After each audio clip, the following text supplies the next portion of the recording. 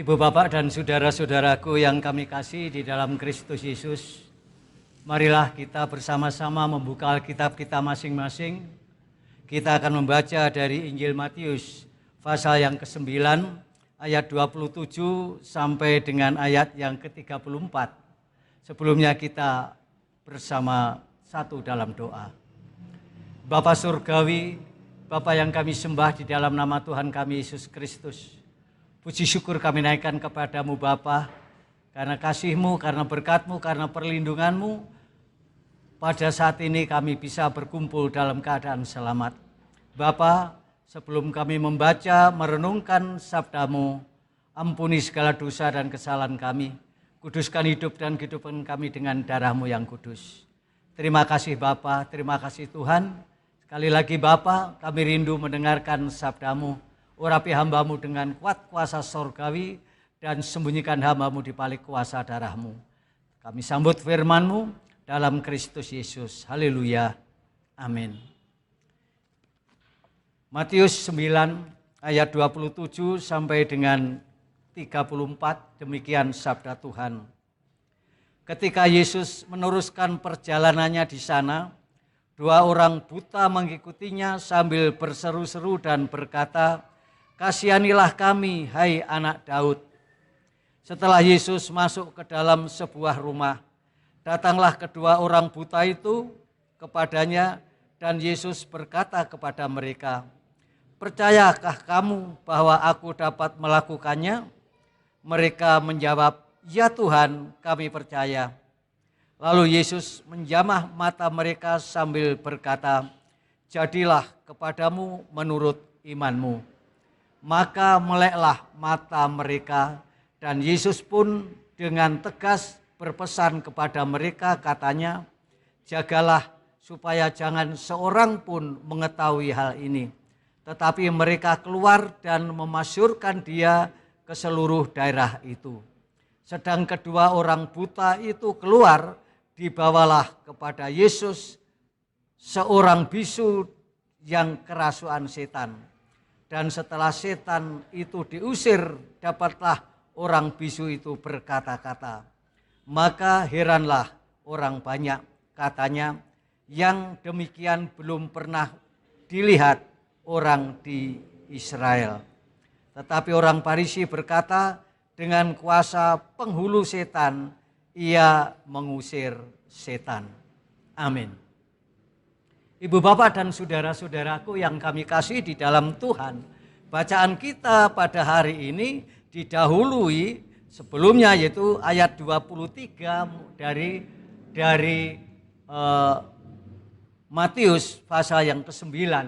Yang 23 mengatakan demikian, ketika Yesus tiba di rumah kepala rumah ibadat itu dan melihat peniup-peniup seruling dan orang banyak ribut, berkatalah ia, "Pergilah karena anak ini tidak mati tetapi tidur."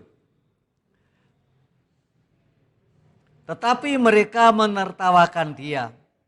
Setelah orang banyak itu diusir, Yesus masuk dan memegang tangan anak itu, lalu bangkitlah anak itu. Maka tersiarlah kabar tentang hal itu ke seluruh daerah itu. Saudaraku, perjalanan Tuhan Yesus selalu membawa berita-berita tentang penghiburan, tentang keselamatan, tentang juga kesembuhan. Waktu Yesus berjalan dan di situ banyak mengadakan mujizat.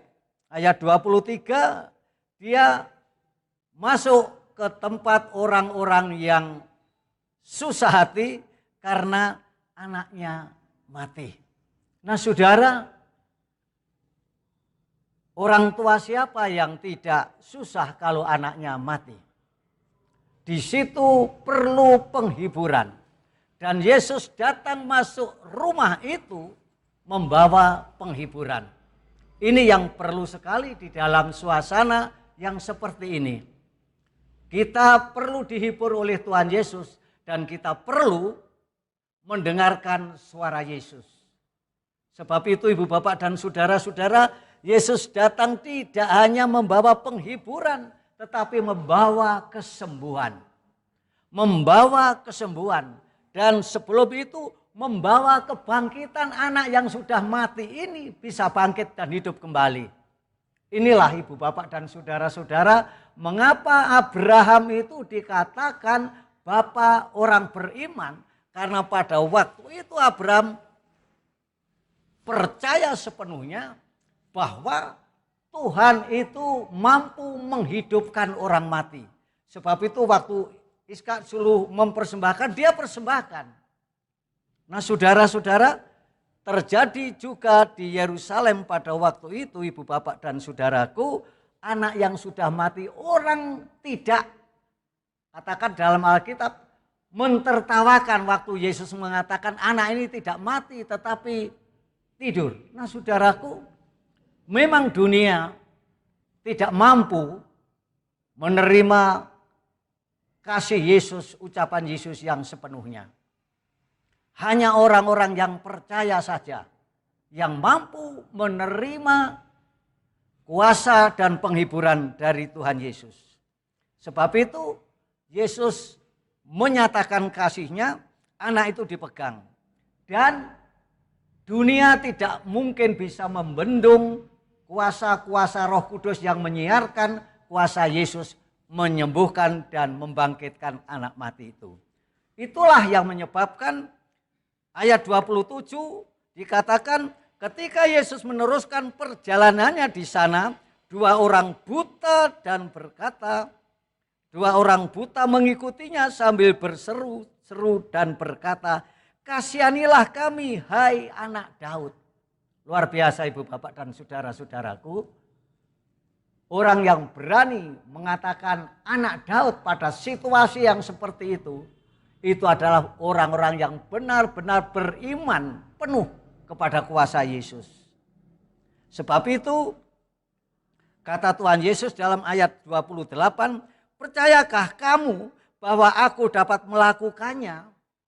Ini menantang orang yang sakit, yang buta itu. Apakah kamu punya semangat, punya kepercayaan sepenuhnya bahwa Allah di dalam Yesus Kristus mampu menyembuhkan segala sakit penyakit. Nah saudaraku, ini tantangan bagi kita. Ini tantangan bagi kita di era yang seperti ini. Kita ditantang oleh Tuhan Yesus, seberapa kuat imanmu? Seberapa kuat imanmu?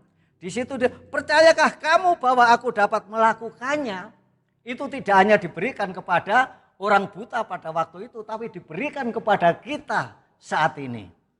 Diberikan kepada kita saat ini. Apa jawab kita? Apakah kita sama seperti orang buta itu yang mengatakan, "Ya Tuhan, kami percaya"? Nah saudaraku, kita ditantang. Era yang sedemikian ini kita ditantang oleh Tuhan Yesus. "Percayakah kamu bahwa aku dapat melakukannya?" Saudaraku, kalau kita percaya, sekali lagi kalau kita percaya, Tuhan akan bertindak. Kalau kita percaya dengan penuh iman, Tuhan Yesus akan bertindak.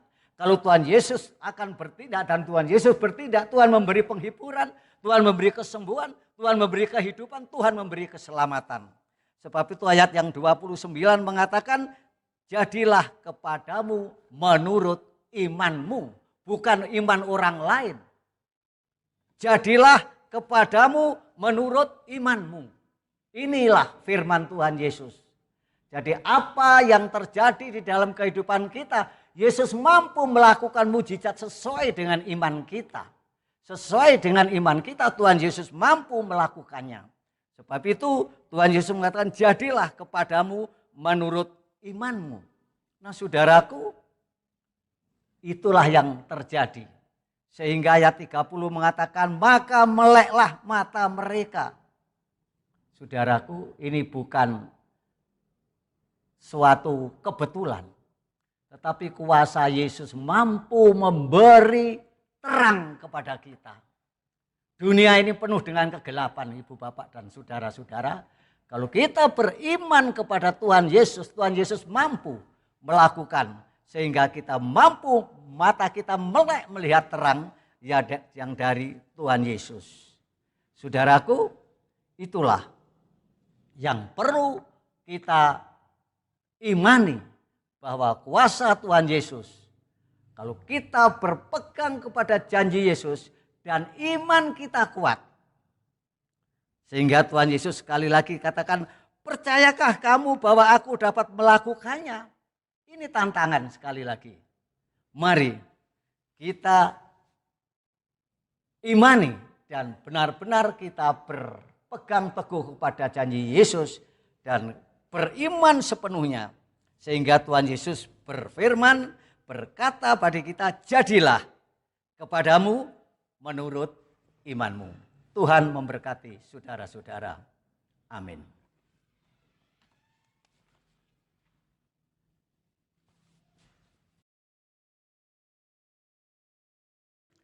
Ibu, bapak, dan saudara-saudaraku yang kekasih, kita satu dalam doa. Bapa surgawi, Bapa yang kami sembah di dalam nama Tuhan kami Yesus Kristus. Puji syukur kami naikkan kepadamu Bapa, karena Bapa telah berfirman bagi kami. Bapa memberi penghiburan, memberi kekuatan, Tuhan memberi iman kami makin dikuatkan. Hamba berdoa buat semua Tuhan, wargamu, umatmu, dan anak-anakmu. Berkati Tuhan dengan kasih setiamu. Berkati Tuhan dengan berkat-Mu, berkati Tuhan dengan berkelimpahan-Mu. Terima kasih Bapa, terima kasih Yesus. Hamba berdoa untuk bangsa dan negara. Mulai dari Bapak Presiden Jokowi, Bapak Maruf Amin, juga Bapak Hadi Cahyanto, Bapak Tito Karnavian, dan Bapak Idam Aziz, dan Menteri Kesehatan, semua Tuhan kami menyerahkan. Oh Bapa Surgawi, lindungi bangsa kami, lindungi pemimpin kami, mulai dari pusat sampai daerah-daerah. Tuhan, kami semua membutuhkan zaman kasih-Mu. Semua warga jemaat Tuhan berkati, Tuhan lindungi, jauhkan dari segala sakit penyakit, jauhkan dari mara bahaya, jauhkan dari segala kecelakaan. Anak-anak kami menyerahkan di dalam tangan-Mu Bapa. Anak-anak kami yang mulai di dalam kandungan, usia playgroup, TK, SD, SMP, SMU, maupun anak-anak kami yang kuliah. Bapa berkati dengan kesehatan yang sempurna, lindungi Tuhan anak-anak kami dengan kuat kuasa surgawi, sehingga terluput dari segala sakit penyakit, terluput dari gangguan-gangguan yang menjerumuskan anak-anak kami ke dalam jurang kerusakan. Terima kasih Bapa, terima kasih Tuhan. Hamba berdoa untuk Bapak Pendeta Bambang Setiotomo, Bu Lili, Antonius Wulandari, kami menyerahkan, berkati Bapak Pendeta ya Tuhan. Keluarganya Tuhan berkati, sehingga benar-benar Tuhan pakai untuk kemuliaan nama-Mu. Semua Tuhan kami menyerahkan di dalam tangan-Mu. Anggota majelis baik yang ada di Pepantan Pendem, di Induk Karangploso, di GPA, di Babaan, di Yonkes, kami menyerahkan di dalam tangan-Mu. Berkati satu persatu Bapa, keluarga lepas keluarga, mereka yang bekerja sebagai pegawai negeri sipil, pegawai negeri militer, Tuhan berkati. Mereka yang sudah pensiun, lansia, Tuhan berkati. Terima kasih Bapa, terima kasih Tuhan, kami menyerahkan semuanya di dalam tangan-Mu. Sekali lagi Bapa, kami rindu Tuhan memberkati semua warga Gereja Kristen Jawitan Jemaat Karangploso. Tuhan berkati dengan berkat yang berlimpah. Terima kasih Bapa, terima kasih Tuhan. Doa dan permohonan kami seutuhnya kami panjatkan dan kami mohon di dalam satu nama Tuhan kami Yesus Kristus yang mengajar kami berdoa.